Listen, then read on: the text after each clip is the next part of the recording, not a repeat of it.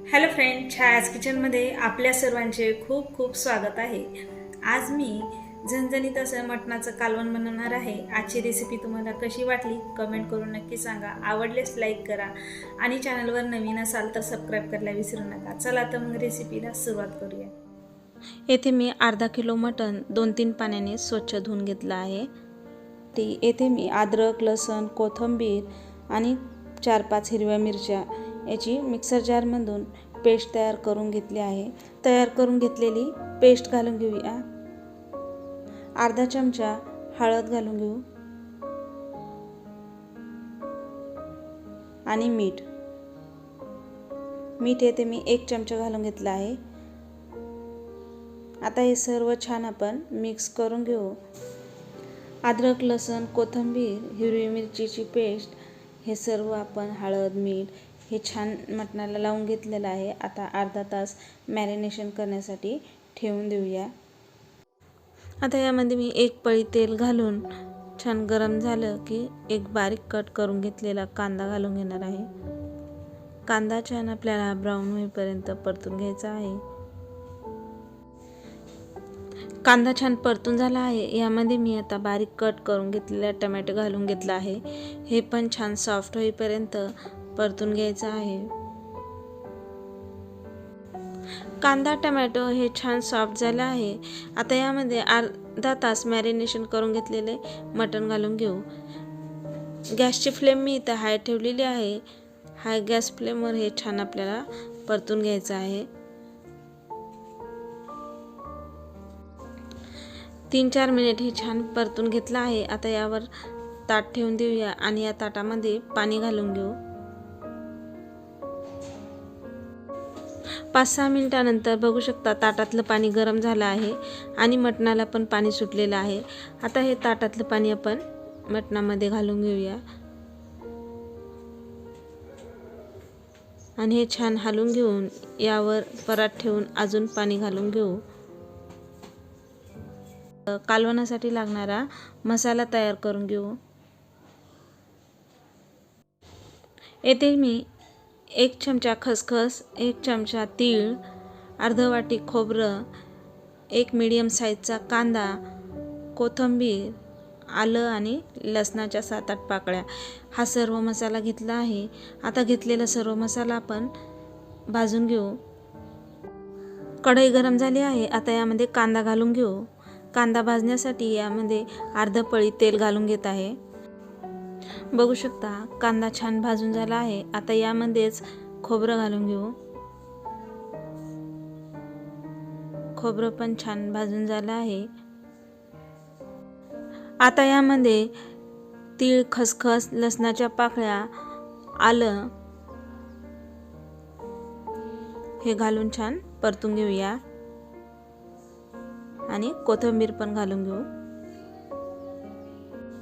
सर्व मसाला छान भाजून झाला आहे। आता गॅस बंद करून घेऊया आणि मसाला थंड झाल्यानंतर याची मिक्सर जारमध्ये फाईन पेस्ट तयार करून घेऊ। भाजून घेतलेला सर्व मसाला हा थंड झाला आहे।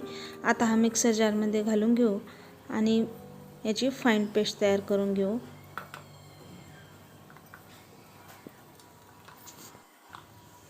आता यामध्ये थोडं पाणी घालून घेऊया आणि याची फाईन पेस्ट तयार करून घेऊ। बघू शकता मसाल्याची फाईन पेस्ट छान तयार करून घेतली आहे। आता आपण मटण शिजलं का चेक करून घेऊ। 25-30 मिनिटं मीडियम गॅस फ्लेमवर मटण छान शिजून घेतलं आहे।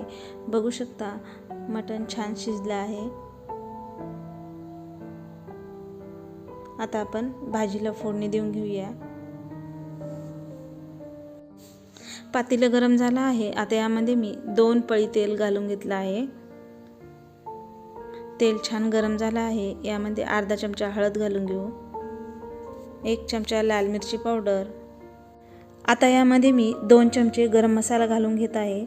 तुम्ही तुमच्या आवडीनुसार इथे कमी जास्त मसाला घालू शकता।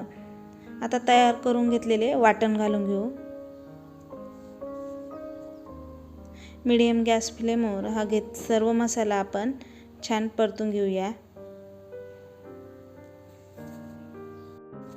सर्व मसाला मी इथे 2-3 मिनिट छान परतून घेतला आहे। मसाला छान परतून झाला आहे। आता यामध्ये मटणचे पीस घालून घेऊया। सर्व पीस मसाल्यामध्ये छान आपल्याला 2-3 मिनिट परतून घ्यायचे आहेत। सर्व पीस मसाल्यामध्ये 2-3 मिनिट छान परतून घेतले आहे। आता यामध्ये मटण स्टॉक घालून घेऊया। आता कमी गॅस फ्लेमवर आपल्याला छान 5-10 मिनिटं उकळून घ्यायची आहे भाजी। बघू शकता 5-10 मिनिटं भाजी छान उकळून घेतली आहे। आता यामध्ये बारीक कट करून घेतलेली कोथिंबीर घालून घेऊ आणि छान मिक्स करून घेऊया। यामध्ये मी 1 चमचा मटण मसाला पण घालून घेत आहे आणि चवीनुसार मीठ। आता 1-2 मिनिटं छान उकळी काढून घेऊ आणि गॅस बंद करून घेऊया। बघू शकता झणझणीत असं मटणाचं कालवण आपलं तयार आहे। आता आपण गॅस बंद करून घेऊया। बघू शकता मटणाचं कालवण तयार आहे। आता आपण सर्व करून घेऊ।